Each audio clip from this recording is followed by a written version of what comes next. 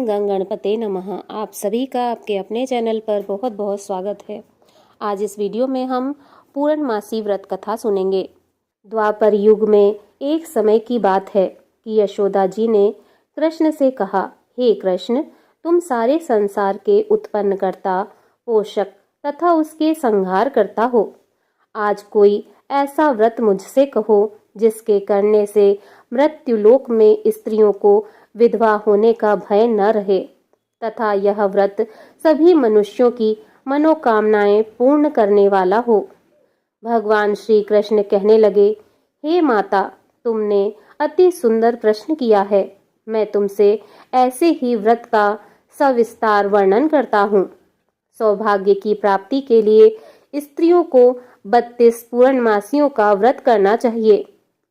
इस व्रत के करने से स्त्रियों को सौभाग्य संपत्ति मिलती है। यह व्रत अचल सौभाग्य देने वाला एवं भगवान शिव के प्रति मनुष्य मात्र की भक्ति को बढ़ाने वाला है।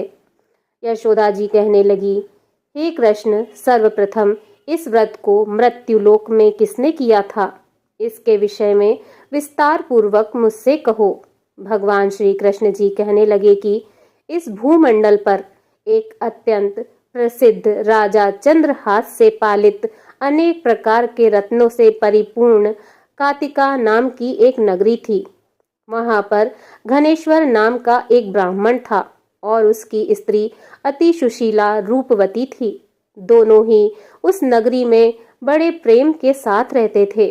घर में धन्य धान्य आदि की कमी नहीं थी।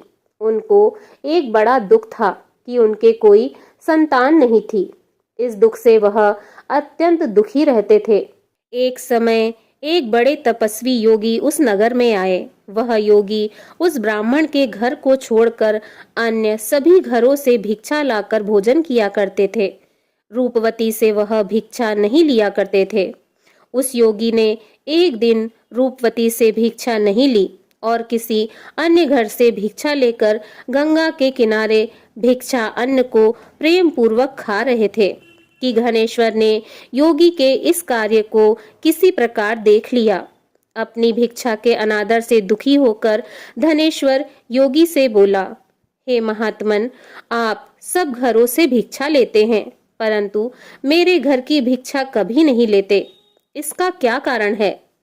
योगी ने कहा कि निसंतान के घर की भीख पतितों के अन्न के तुल्य होती है और जो पतितों का अन्न खाता है वह भी पतित हो जाता है। चूंकि तुम निसंतान हो अतः पतित हो जाने के भय से मैं तुम्हारे घर की भिक्षा नहीं लेता हूँ। धनेश्वर यह बात सुनकर अपने मन में बहुत दुखी हुआ और हाथ जोड़कर योगी के पैरों में गिर पड़ा तथा आर्त भाव से कहने लगा, हे महाराज, यदि ऐसा है तो आप मुझको पुत्र प्राप्ति का उपाय बताइए। आप सर्वज्ञ हैं, मुझ पर अवश्य ही यह कृपा कीजिए। धन की मेरे घर में कोई कमी नहीं है परंतु मैं पुत्र न होने के कारण अत्यंत दुखी हूँ। आप मेरे इस दुख का हरण करें। आप सामर्थ्यवान हैं। यह सुनकर योगी कहने लगे, हे ब्राह्मण, तुम चंडी की आराधना करो। घर आकर उसने अपनी स्त्री से सब वृत्तांत कहा और स्वयं तप के निमित्त वन में चला गया। वन में जाकर उसने चंडी देवी की उपासना की और उपवास किया। चंडी देवी ने 16वें दिन उसको स्वप्न में दर्शन दिए और कहा, हे धनेश्वर, जा, तेरे पुत्र होगा परंतु वह 16 वर्ष की आयु में ही मृत्यु को प्राप्त हो जाएगा। यदि तुम दोनों स्त्री पुरुष 32 पूर्णमासियों का व्रत विधि पूर्वक करोगे तो वह दीर्घायु होगा। जितनी तुम्हारी सामर्थ्य हो आटे के दिए बनाकर भगवान शिव जी का पूजन करना। प्रातः काल होने पर इस स्थान के समीप ही तुम्हें एक आम का वृक्ष दिखाई देगा। उस पर तुम चढ़कर एक फल तोड़कर शीघ्र अपने घर चले जाना। अपनी स्त्री से सब वृत्तांत कहना। ऋतु स्नान के पश्चात वह स्वच्छ होकर भगवान शिव जी का ध्यान करके उस फल को खा लेगी। तब भगवान शंकर जी की कृपा से उसको गर्भ हो जाएगा। जब वह ब्राह्मण प्रातः काल उठा तो उसने उस स्थान के पास ही एक आम का वृक्ष देखा, जिस पर एक अत्यंत सुंदर आम का फल लगा हुआ था। उस ब्राह्मण ने उस आम के वृक्ष पर चढ़कर उस फल को तोड़ने का प्रयत्न किया, परंतु वृक्ष पर कई बार प्रयत्न करने पर भी वह नहीं चढ़ पाया। तब तो उस ब्राह्मण को बहुत चिंता हुई और विघ्न विनाशक भगवान श्री गणेश जी की वंदना करने लगा।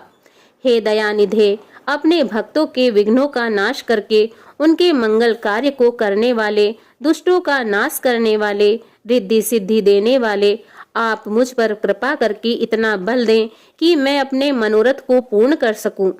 इस प्रकार भगवान गणेश जी की प्रार्थना करने पर उनकी कृपा से धनेश्वर वृक्ष पर चढ़ गया और उसने एक अति सुंदर आम का फल देखा।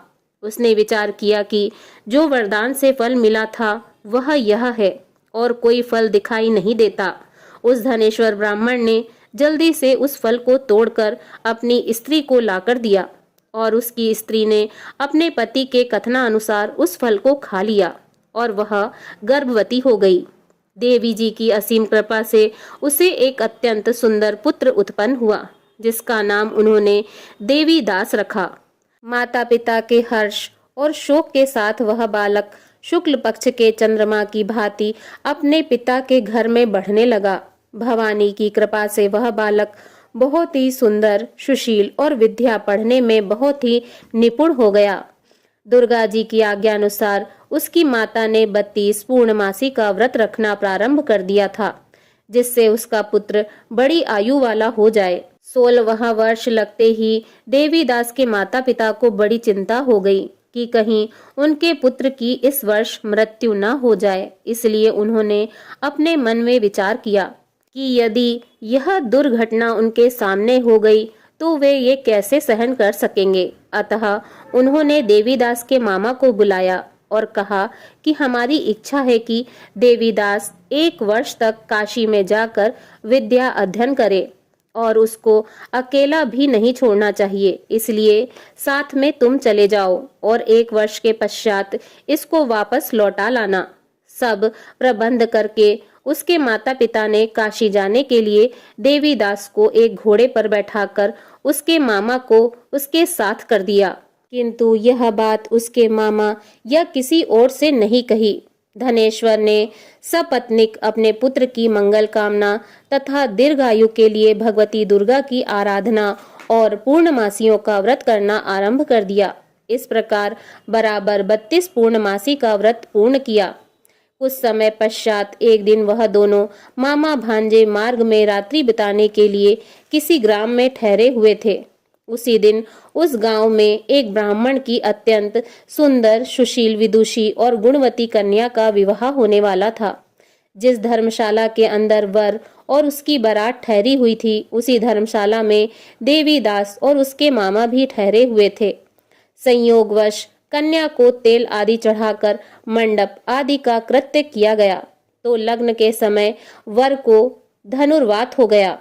अतः वर के पिता ने अपने कुटुंबियों से परामर्श करके निश्चय किया कि यह देवीदास मेरे पुत्र जैसा ही सुंदर है, मैं इसके साथ ही लग्न करा दूंगा और बाद में विवाह के अन्य कार्य मेरे लड़के के साथ हो जाएंगे। ऐसा सोचकर देवीदास के मामा के पास जाकर बोला कि तुम थोड़ी देर के लिए अपने भांजे को हमें दे दो, जिससे विवाह के लग्न का सब कार्य सुचारू रूप से हो सके। तब उसका मामा कहने लगा कि जो कुछ भी मधुपर्क आदि कन्यादान के समय वर को मिले वह सब हमें दे दीजिएगा, तो मेरा भांजा इस बारात का दुल्हा बन जाएगा। यह बात वर के पिता के स्वीकार कर लेने पर उसने अपना भांजा वर बनने को भेज दिया और उसके साथ सब विवाह कार्य रात्रि में विधि पूर्वक संपन्न हो गए। जब वह पत्नी के साथ भोजन करने बैठा तो वह भोजन न कर सका और अपने मन में सोचने लगा, न जाने यह किसकी स्त्री होगी। वह एकांत में इसी सोच में गर्म श्वास छोड़ने लगा तथा उसकी आंखों में आंसू आ गए। तब वधू ने पूछा कि क्या बात है, आप इतने उदासीन व दुखी क्यों हो रहे हैं। तब उसने सब बातें जो वर के पिता व उसके मामा में हुई थी वह सब बातें उसे बतला दी। तब कन्या कहने लगी कि यह ब्रह्म विवाह के विपरीत हो कैसे सकता है। देव, ब्राह्मण और अग्नि के सामने मैंने आपको ही अपना पति बनाया है, इसलिए आप ही मेरे पति हैं। मैं आपकी ही पत्नी हूँ, किसी अन्य की कदापि नहीं। तब देवीदास ने कहा, ऐसा मत करिए, क्योंकि मेरी आयु बहुत थोड़ी है। मेरे पश्चात आपकी क्या गति होगी, इन बातों को अच्छी तरह विचार लो। परंतु वह दृढ़ विचार वाली थी। बोली कि जो आपकी गति होगी वही मेरी गति होगी। हे स्वामी, आप उठिए और भोजन करिए, आप निश्चय ही भूखे होंगे। इसके बाद देवीदास और उसकी पत्नी दोनों ने भोजन किया तथा शेष रात्रि वे सोते रहे। प्रातःकाल देवीदास अपनी पत्नी को 3 नगों से जड़ी हुई एक अंगूठी दी और एक रुमाल दिया और बोला, हे प्रिय, इसे लो और संकेत समझकर स्थिर चित्त हो जाओ। मेरा मरण और जीवन जानने के लिए एक पुष्प वाटिका बना लो। उसमें सुगंधित वाली एक नव मल्लिका लगा दो। उसको प्रतिदिन जल से सींचा करना और आनंद के साथ खेलो कूदो तथा उत्सव मनाओ। जिस समय और जिस दिन मेरा प्राणांत होगा ये फूल सूख जाएंगे, और जब ये फिर हरे हो जाएं तो जान लेना कि मैं जीवित हूँ। यह बात निश्चय करके समझ लेना, इसमें कोई संशय नहीं है। यह समझाकर वह चला गया। प्रातःकाल होते ही वहां पर गाजे बाजे बजने लगे और जिस समय विवाह के कार्य समाप्त करने के लिए वर तथा सब बाराती मंडप में आए तो कन्या ने वर को भली प्रकार से देखकर अपने पिता से कहा कि यह मेरा पति नहीं है। मेरा पति वही है जिसके साथ रात्रि में मेरा पाणी ग्रहण हुआ था। इसके साथ मेरा विवाह नहीं हुआ है। यदि यह वही है तो बताएं कि मैंने इसको क्या दिया। मधुपर्क और कन्यादान के समय मैंने भूषण आदि जो दिए थे उन्हें दिखाए तथा रात्रि में मैंने क्या गुप्त बातें कही थी वह सब सुनाए। पिता ने उसके कथनानुसार वर को बुलाया। कन्या की यह सब बातें सुनकर वह कहने लगा कि मैं कुछ नहीं जानता। इसके पश्चात लज्जित होकर वह अपना सा मुंह लेकर चला गया और सारी बारात भी अपमानित होकर वहां से लौट गई। भगवान श्री कृष्ण बोले, हे माता, इस प्रकार देवीदास काशी विद्या अध्ययन के लिए चला गया। जब कुछ समय व्यतीत हुआ तो काल से प्रेरित होकर एक सर्प रात्रि के समय उसको डसने के लिए वहां पर आया। उस विषधर के प्रभाव से उसके शयन का स्थान चारों ओर से विष की ज्वाला से विषैला हो गया, परंतु व्रत के प्रभाव से उसको काटने न पाया, क्योंकि पहले ही उसकी माता ने 32 पूर्णिमा का व्रत रख रखा था। इसके बाद मध्याह्न के समय स्वयं काल वहां पर आया और उसके शरीर से उसके प्राणों को निकालने का प्रयत्न करने लगा, जिससे वह मूर्छित होकर पृथ्वी पर गिर पड़ा। भगवान की कृपा से उसी समय माता पार्वती जी के साथ भगवान शंकर जी वहां पर आए।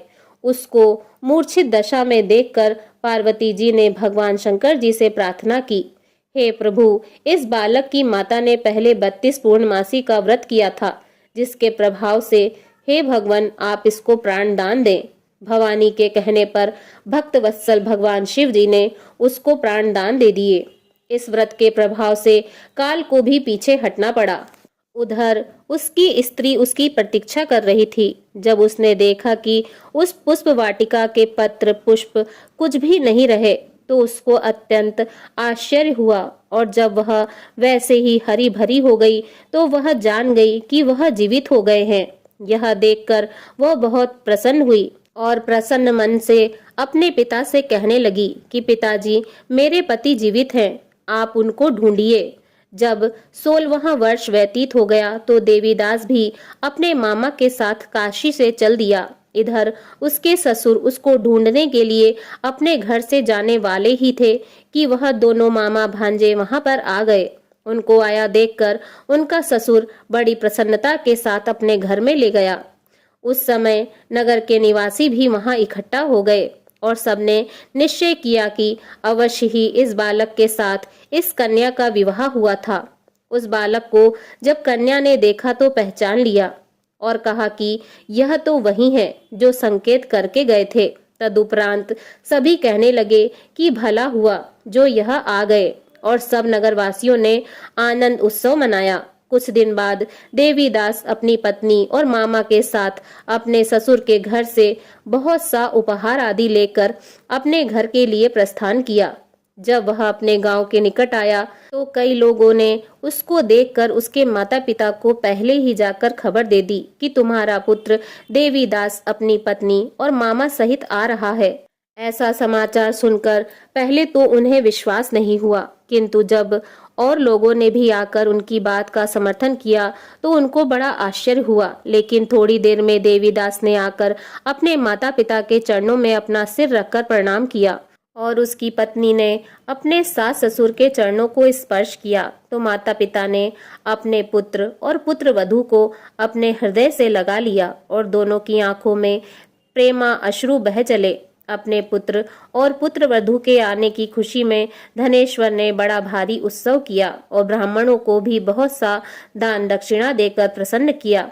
भगवान श्री कृष्ण जी कहने लगे कि इस प्रकार धनेश्वर 32 पूर्णमासियों के व्रत के प्रभाव से पुत्रवान हो गया। जो भी स्त्रियां इस व्रत को करती हैं वे जन्म जन्मांतर के वैधव्य का दुख नहीं भोगती और सदैव सौभाग्यवती रहती हैं। यह मेरा वचन है, इसमें कोई संदेह नहीं मानना। यह व्रत पुत्र पौत्रों को देने वाला तथा संपूर्ण मनोकामनाओं को पूर्ण करने वाला है। 32 पूर्णमासियों के व्रत करने से व्रती की सब इच्छाएं भगवान शिव जी की कृपा से पूर्ण हो जाती हैं। प्रेम से बोलिए भगवान भोलेनाथ की जय। सच्चिदानंद स्वरूपा भगवान श्री कृष्ण की जय।